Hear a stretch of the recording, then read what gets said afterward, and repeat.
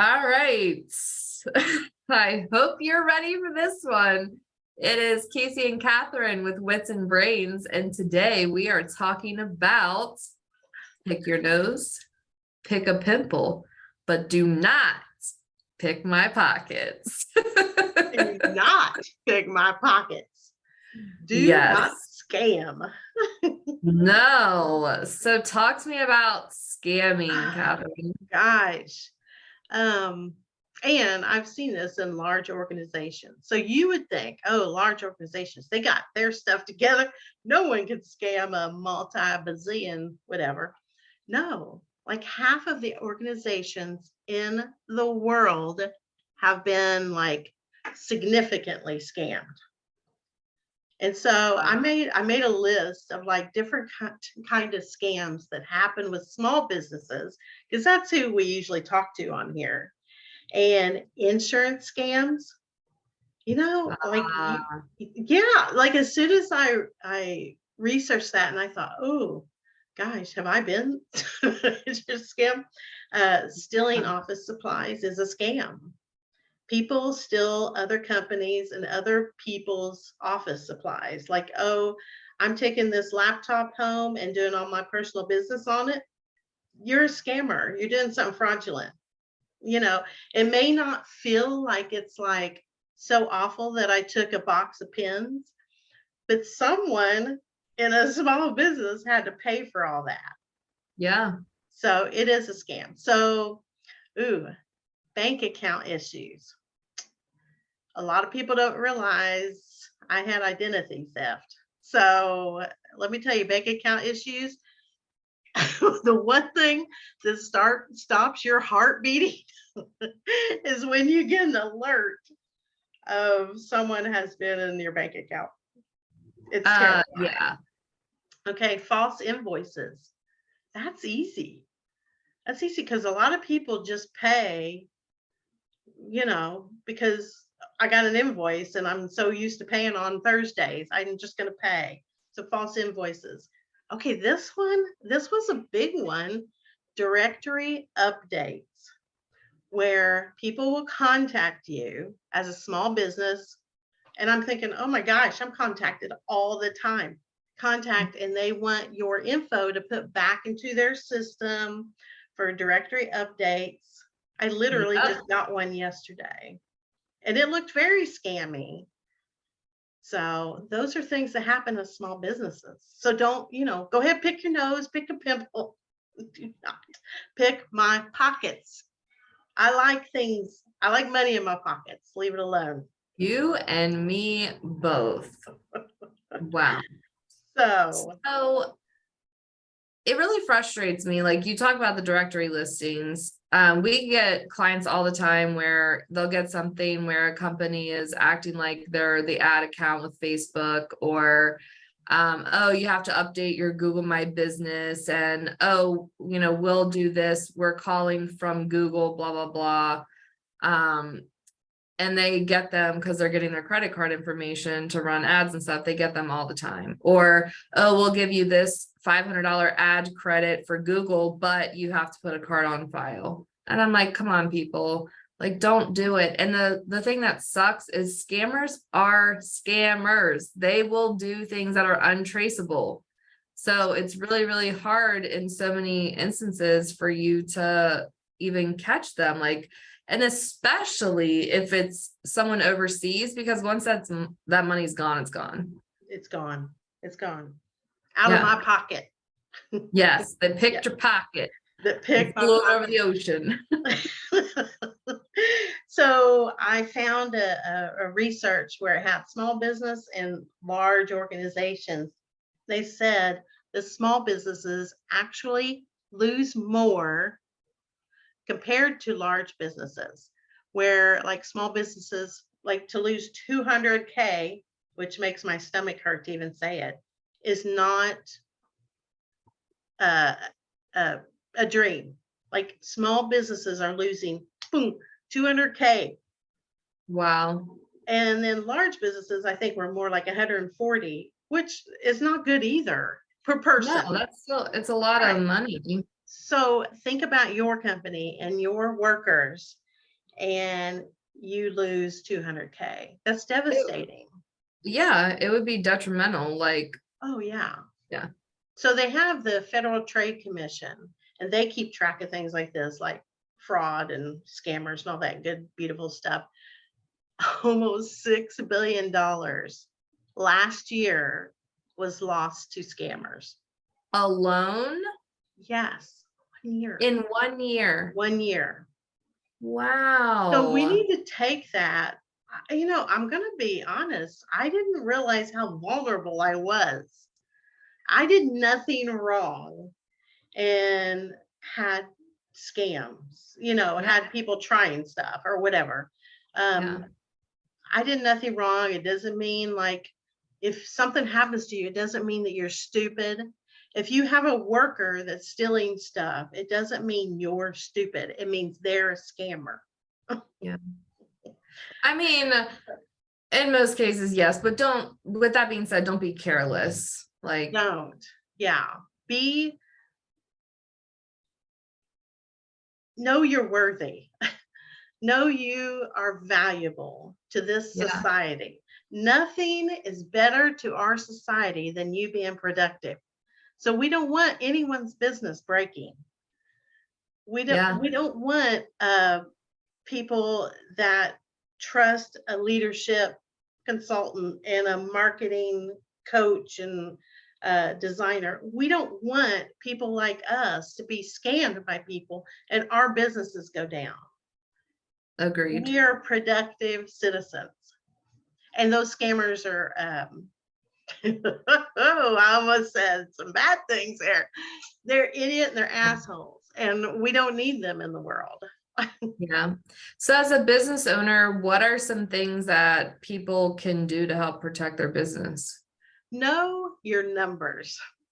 Ah. Know your numbers. Like I just talked about the invoice thing.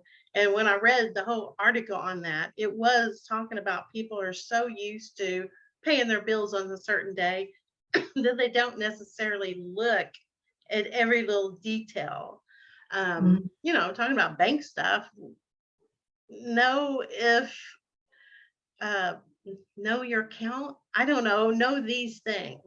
I mean, how my husband and I caught the identity person was we saw like $1.98. It was something silly leave our bank account, and we're like, what would we spend $1? I mean, we just pay cash for something like, they were finding their way in. So, and don't automatically trust a government contract to keep you safe. Because or any contract for that matter. Don't assume that just because it's something you're doing something big with a big company means that they're safe. Is they have scammers too. So, and people find their way in. Yeah, absolutely. I think also it's really important to keep your employees informed. So like, I can't tell you, well, even employees and clients, like I can't tell you how many times I'll send a client a message that says, hey, I need this password, but I need you to either share it in an encrypted message or share it through LastPass. And they're like, LastPass, what is that? So there's a lot of education around like, hey, here's why. And a lot of our clients are older and they just don't get the whole tech age and they're just like, I just don't even know it. God, my dad, not a client, but I feel like every week he's like, Case, what is this? And I'm like, Dad, it's a scam. Don't click, don't do anything, don't respond. Don't click. Right. Yeah, but a big thing, inform your employees. Do not click on random things if you don't know what it is. If it looks a little funny in like the file type, don't do it because they might be bugging your computer with some virus that's getting your information. Yeah. Like there's a ton of different things, don't share information via email that could give someone access to something. Right. So in my world, I do have paperwork for people, like with certain companies or whatever. And I'll start a conversation and explain to them, this is how I keep all of your stuff secure. I don't know, my filing cabinet has 2 keys, like just stuff like that. And I've had so many people say, why are you telling me this?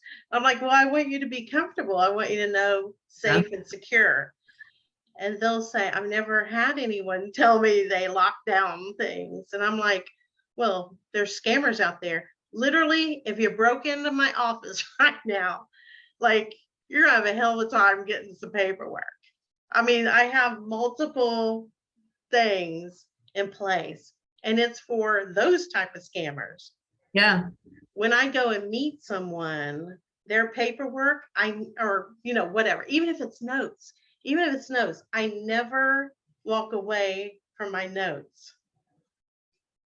I never like, oh, say I'm going to meet someone at 10, it's 2 hours, then later going to go to lunch, whatever. Those things are never left in my car. Oh, wow. That can be a scammer. People are just out there ready to steal. And then that steals out my pocket because, you and I have talked about note taking and we value proper note taking. I don't want to look like an idiot and not have my notes or whatever. So I don't know. Yeah, It's a lot of money. It's a lot of money. it leaving is. us. And not only is it a lot of money leaving you, it's a lot of money and time to recover the Ooh, stuff yes. and get it sorted back out. Yeah. I mean, and let's talk about the emotional stuff when you deal with scammers.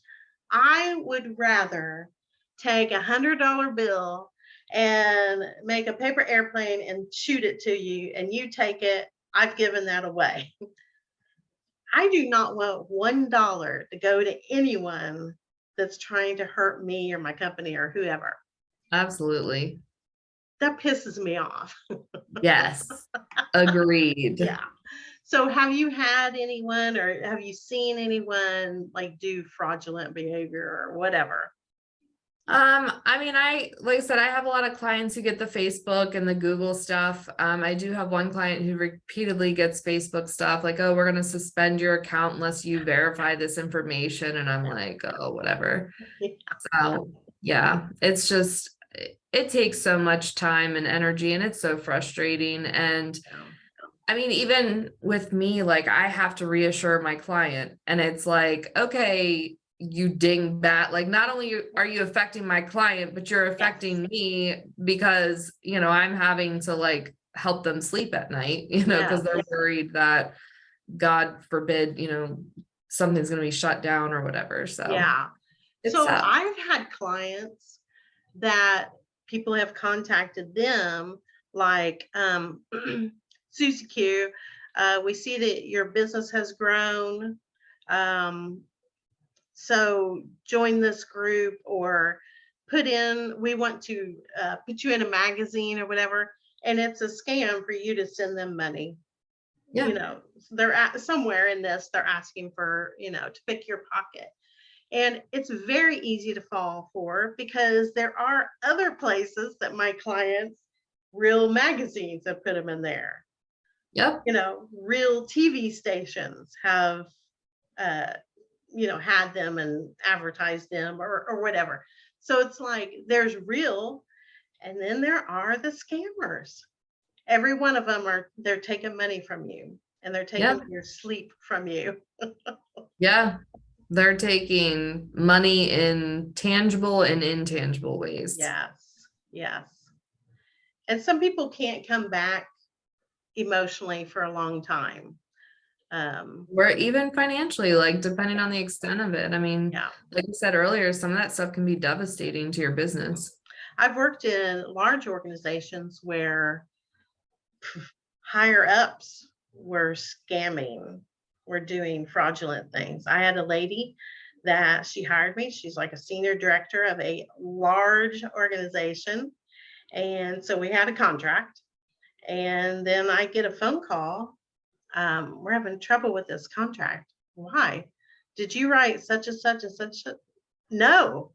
And they're like, well, on this contract. And then they sent it to me. It had like little side notes written in there. Well, now the contract is fraudulent because you can't sign a contract and then someone write anything on it.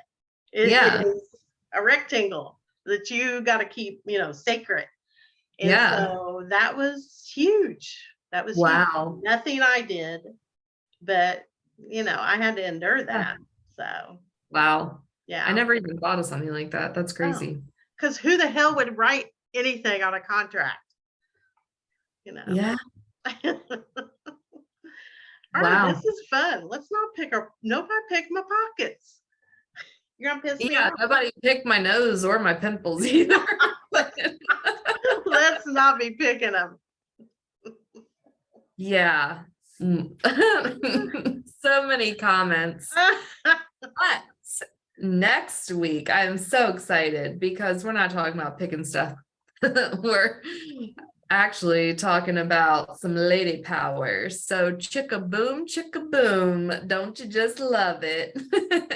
So stay tuned for next week and we'll let you know what that's all about. And until then, share with your friends, your loved ones, and keep laughing. Take care.